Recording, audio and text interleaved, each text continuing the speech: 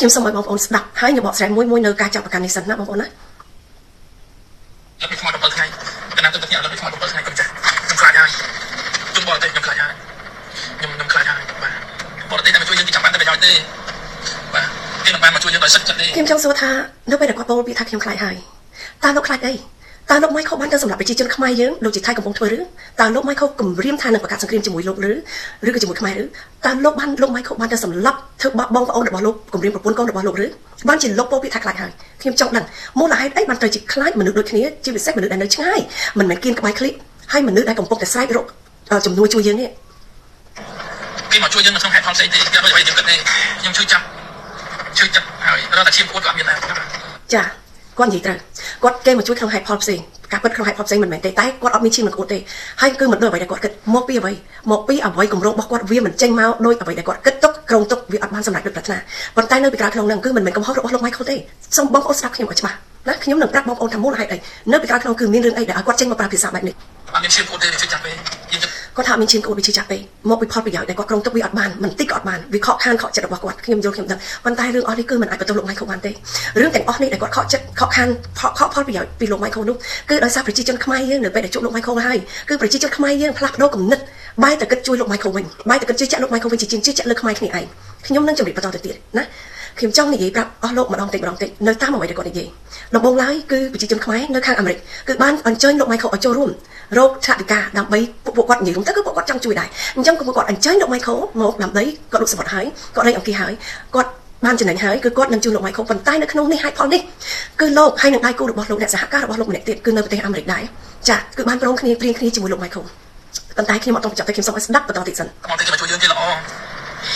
អត់ទេអត់ល្អទេបបយុទ្ធទេបបយុទ្ធការគ្រប់ត្របបយុទ្ធឡាយយុទ្ធ share ដើម្បីមាន credit ដើម្បីមានគេឈ្មោះនេះគាត់និយាយកន្លែងនេះខុសហើយបើសិនជាខ្ញុំអត់បានជួបលោកម៉ៃខូផ្ទាល់ខ្ញុំស្ដាប់សម្ដីនេះក៏ខ្ញុំអាចគិតថាប្រហែលជាអញ្ចឹងខ្ញុំអត់ទៅបងប្អូនមួយចំនួនដែលគាត់ជឿជាក់នៅសម្ដីរបស់លោកម្នាក់នេះទេប៉ុន្តែនៅពេលដែលខ្ញុំជួបម៉ៃខូផ្ទាល់ដំបូងអស់លើកទី1គឺលោកបានរៀបរាប់ប្រាប់ខ្ញុំថាមុនដំបូងលោកអត់មានដឹងគិតថាលោកនឹងផ្ទុះគេនឹងស្គាល់បងប្អូនប្រជាជនខ្មែរនឹងមានការគ្រប់គ្រងលោកដល់ថ្នាក់នេះទេក៏ប៉ុន្តែលោកមានថ្ងៃនេះដល់ឥឡូវនឹងលោកដឹងច្បាស់ហើយគឺប្រជាជនខ្មែរគឺគាត់ស្រឡាញ់ណាស់ហើយប្រជាជនខ្មែរយើងគឺល្អណាស់ណាពេលដែលគាត់ទៅចុះទៅជួយគាត់អត់ដឹងនឹកស្មានថាដល់ថ្នាក់ហ្នឹងទេគាត់មានការអាណិតគាត់ក៏ធ្លាប់ជួយប្រទេសជាតិផ្សេងពីមុនមកដែរនេះគឺគាត់និយាយប្រាប់ខ្ញុំហើយគាត់បាននិយាយថាគាត់មិនជឿថានឹងផ្ទុះដល់ប៉ុណ្ណេះទេពីព្រោះអីដោយសារគាត់ page របស់គាត់មានតែ 5000 អ្នកស្គេដែល follow គាត់អញ្ចឹងគាត់គិតថានៅពេលដែលគាត់ចុះទៅថ្ងៃទី1នៅពេលដែលបងប្អូនខ្មែរយើងប្រាប់គាត់ថាមានគេតាមដានគាត់ច្រើនមាន views ច្រើនមែនទែនគឺគាត់អត់ជឿទេពីហេតុអីគាត់អត់ជឿពីព្រោះគាត់ថាធម្មតាបងប្អូនខ្មែរយើងឧស្សាហ៍លេងសារច្រើនអញ្ចឹងគឺគាត់អត់ជឿទេតែនៅពេលដែលទូរស័ព្ទគាត់ផ្ទុះ vibration ចង់បែកចាណាអាញ័រហ្នឹងគឺចង់បែកទូរស័ព្ទហើយ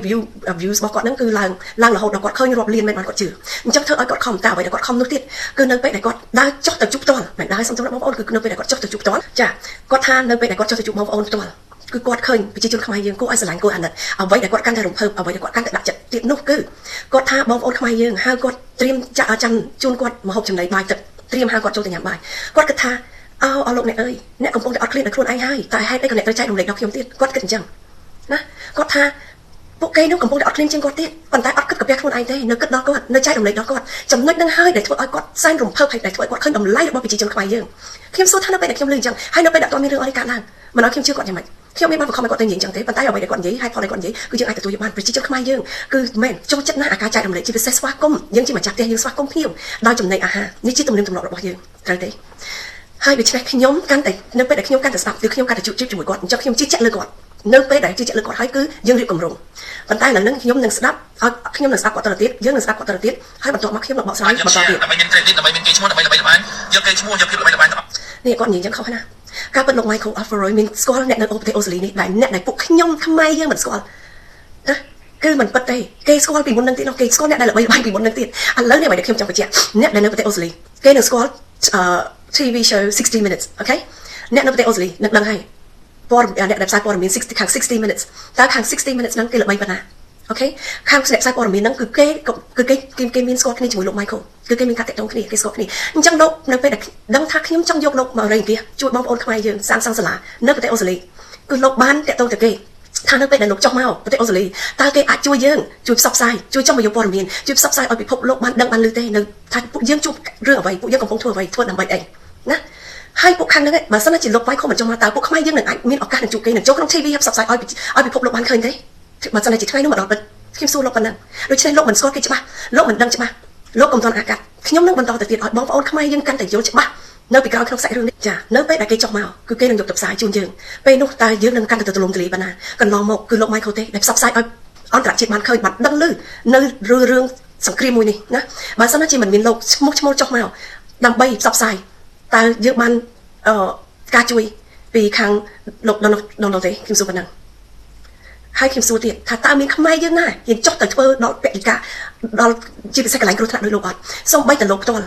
លោកនេះផ្ទាល់បើសិនណាជាអត់មានលោក Michael បងប្អូនខ្ញុំអត់ដឹងទេព្រោះខ្ញុំអត់សិនតាមដានតែខ្ញុំសូមសួរសិនបើសិនណាជាអត់មានលោក Michael តើនឹងមានមុខលោកនេះទៅដល់កន្លែងស្អីគេកន្លែងដែលគ្រោះថ្នាក់ហ្នឹងឯងខ្ញុំសួរសិនឬមួយក៏លោកហ្នឹងឯងបានទៅដល់កន្លែងគ្រោះថ្នាក់ហ្នឹងហើយបានលោក Michael ចុះមកខ្ញុំអត់ដឹងនេះខ្ញុំអត់ដឹងខ្ញុំសួរដោយពិតណាហើយដូច្នេះខ្ញុំចង់ប្រាប់ទៀតថានៅពេលដែលគម្រោងរបស់ខ្ញុំទៅលាលោកមកប្រទេសអូស្ត្រាលីហើយគឺខ្ញុំនឹងមានចាការចាត់ចែងចង់បញ្ជូនលោកទៅប្រទេសញូហ្សេឡង់ទៀតហើយលោកមានការបកស្រាយមកលោកបានថាមានរៀបគម្រោងថានឹងត្រូវធ្វើយ៉ាងម៉េចហើយអ្វីមូលហេតុអ្វីបានជាលោកចង់ដើររែកអង្គាសគ្រប់ប្រទេសយកលុយហ្នឹងមកសាងសង់សាលាឲ្យប្រទេសខ្មែរយើងការពិតលោកថាការពិតនៅប្រទេសខ្មែរក៏អាចសាងសង់សាលានឹងបានដែរក៏ប៉ុន្តែលោកបានបកស្រាយមកខ្ញុំថាគំនិតរបស់លោកគឺចង់បើសិនណាជាលោកកាន់តែចេញក្រៅប្រទេសណាបងប្អូនប្រជាជនរួមជាតិខ្មែរដែលនៅក្រៅប្រទេស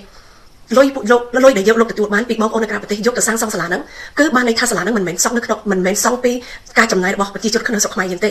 ពេលដែលលោកសាងសង់ហើយលោកនឹងយកទៅចុះឈ្មោះនៅជាមួយ UN ខាង UN ដូច្នេះលោកនឹងធ្វើតាមស្របច្បាប់របស់អង្គការជាតិបើកាលណាថៃវាបំពេញវាយប្រហារកំទេចសាលានឹងម្ដងទៀតលោកនឹងធ្វើការប្តឹងទៅអង្គការជាតិបងប្អូនស្ដាប់ខ្ញុំឲ្យច្បាស់ណានៅពេលដែលលើបែបនេះទោះបីជាពិតមិនពិតក៏ខ្ញុំសម័យមិនចេញដែរខ្ញុំអត់ដែរសម័យចេញប៉ុន្តែលើបែបនេះហើយក៏ខ្ញុំជួយខ្ញុំនឹងជួយឲ្យពីសមត្ថភាពសិនហើយបើសិនណាជាបរទេសមួយនេះបោកខ្ញុំសុខចិត្តឲ្យបរទេសម្នាក់នេះបោកមានតែបរទេសម្នាក់នេះទេដែលនឹងមកឲ្យបោកខ្មែរនៅពេលនេះបានក៏ប៉ុន្តែកន្លងមកបងប្អូនកុំភ្លេចថាខ្មែរបោកខ្មែរគ្នាឯងនេះប៉ុន្មានអ្នកហើយ